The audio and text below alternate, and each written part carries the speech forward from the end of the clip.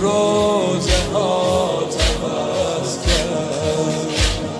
کسی منو نخواست ولی تو دادی راهم، همیشه وقت بی کسی شدی پناهم.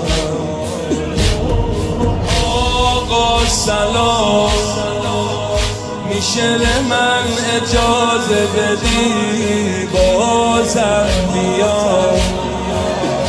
دیگه تموم میشه همه دل تنگیام. آقا سلام،